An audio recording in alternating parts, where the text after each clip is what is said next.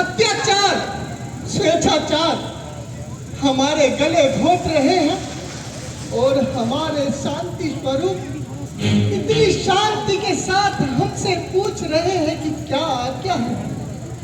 लोकीनाथ, क्या कंस के अत्याचारों का आपको पता नहीं? उस दुराचारी के दुराचारों को आप जानते नहीं? आज आपकी परम प्यारी गौएं, आपके मुख से उत्पन्न होने वाले ब्राह्मण और आपके हृदय के समान प्यारे संत जन छातियां तोड़कर, गले फाड़कर, सर उठाकर त्राही त्राही कर रहे हैं। क्या उनकी करुणा भरी पुकार आपके कानों तक नहीं पहुंचती भगवान? सच्चिदानंद, या तो अपने इस भारतवर्ष को इस महाकष्ट से उबार दीजिए, नहीं तो सदैव के लिए उसे क्षीर सागर में डुबो दीजिए भगवान, डुबो दीजिए। जगत में आपके जन्मित नई आपत्ति सहते हैं, जुबानें खींच ली जाती है अगर कुछ मुंह से कहते हैं। छुरी गर्दन पर रहती है, कुल्हाड़े सिर पर रहते हैं। जहां पर दूध बहता था वहां अब रक्त बहते हैं। उठे अब चक्र वाला हाथ प्रभु, उठे अब चक्र वाला हाथ, चक्कर में आंसू आए। न ऐसा हो कि खंबे धर्म के हिल जाए, गिर जाए। शांत महर्षिवर, शांत मेरे प्यारे नारद, शांत। पापी का पाप उस प्रबल वायु के समान होता है जो किसी विशेष यंत्र में भरी जाती है। ज्यों ज्यों वह वायु भरती जाती है, त्यों त्यों वह यंत्र फूलता जाता है। अंत में भराव जब सीमा से बाहर हो जाता है, तब उसी वायु द्वारा वह यंत्र फट जाता है।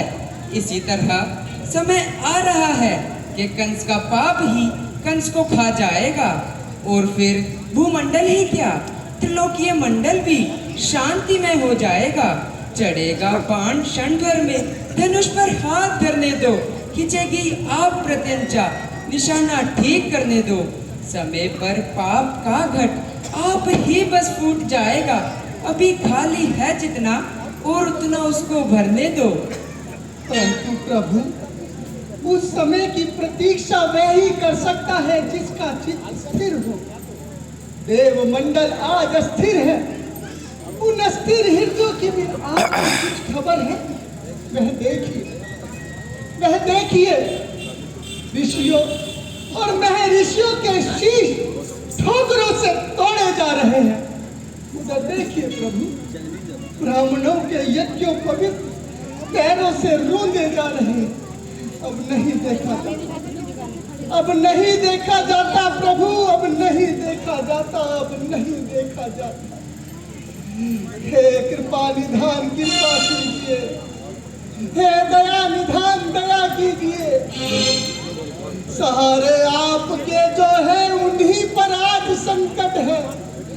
बने सब यज्ञ मंडप इन दिनों ऋषियों के मरघट है। न भक्तों को ठिकाना आपके भारत में मिलता है। अचंभा है कि इससे भी आपका आसन न हिलता है। अभी कहा, अभी अत्याचार की सीमा कहाँ हुई है? प्रभु, क्या अभी और कसर रह गई है? हाँ, अभी और कसर रह गई है नारद जी। अभी अबलाओं पर अत्याचार कहाँ हुआ है? अबलाओं पर अत्याचार?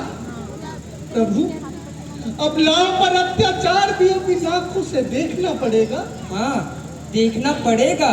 जब अबलाओं पर अत्याचार आंखें देखेंगी, उस समय मेरा आसन भी हिलता हुआ देखोगे। उस समय मैं आऊंगा, और अकेला ही नहीं, अपनी सभी शक्तियों के साथ आऊंगा और इस संसार में शांति फैलाऊंगा। प्रभु, क्या अचानक आइएगा?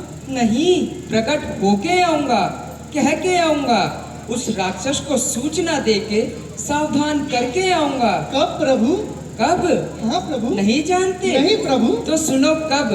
जब वसुदेव का विवाह कंस की बहन देवकी के साथ हो जाएगा और कंस वर वधु को रथ में बिठाकर थोड़ी दूर तक पहुंचाने के लिए जाएगा, उसी समय एक आकाशवाणी होगी कि महारानी देवकी का 8वां पुत्र कंस का वध करेगा और इस संसार में शांति फैलाएगा। इससे प्रयोजन अभी तक नहीं समझे नारद जी? नहीं। इस रीति से मैं उस असुर को अपने आगमन की सूचना दूंगा। अगर इस पर भी उस असुर ने अपनी असुरता का त्याग नहीं किया तो समझ रहे हो ना नारद जी क्या होगा? क्या होगा प्रभु? होगा यही कि वह असुर महारानी देवकी को कष्ट पहुंचाएगा, उस अबला को मार डालना चाहेगा। उसी समय इस क्षीर सागर की लहरों में ज्वार भाटा आएगा और पाप के बोझ से दबी पृथ्वी का एक एक कण मेरा चक्र सुदर्शन बन जाएगा। बस फिर क्रमशः मेरी शक्तियां तीन हो जाएंगी और 8वें पुत्र के रूप में मैं स्वयं 16 कला का अवतारी कहलाकर आऊंगा और श्री कृष्ण के नाम से इस संसार में शांति फैलाऊंगा। प्रभु, यह 16 कला की बात कुछ समझ नहीं आई। इसका यह अर्थ है नारद जी, मेरी सारे संसार में कलाएं हैं।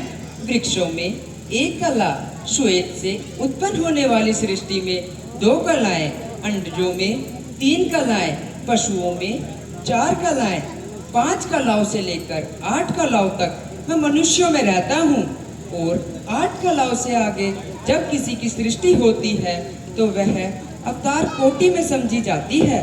तुम्हें स्मरण ही होगा, मेरा राम अवतार 12 कला का था और अब यह कृष्ण अवतार 16 कला का होगा। ऐसा क्यों प्रभु? ऐसा इसलिए नारद जी, राम अवतार की अपेक्षा इस समय संसार में पाप अधिक है। उस समय एक अकेला रावण ही था, परंतु अब अकेला कंस ही नहीं, शिशुपाल आदि अनेक असुर दलों ने इस पृथ्वी को धर्म से रहित कर रखा है। धन्य है प्रभु, आप धन्य हैं। शंका निवृत्त हुई। आपके यह आशा भरे शब्द सुनकर हृदय को शांति हुई। हे प्रभु, अब मेरे लिए क्या क्या है? उस समय की प्रतीक्षा करना और आपका कार्य ठीक समय पर अवतार लेना और संसार का उद्धार करना। हमें जो प्यार करते हैं, हमारे भी वह प्यारे हैं। सदा हम उनसे हारे हैं, हमारे जो सहारे हैं। हमारे जबकि तुम हो तो, हमारे जबकि तुम हो तो, तुम्हारे हम क्यों करना हो? हमारे हैं, तुम्हारे हैं, तुम्हारे हैं, तुम्हारे हैं। जय जय त्रिलोकीनाथ की।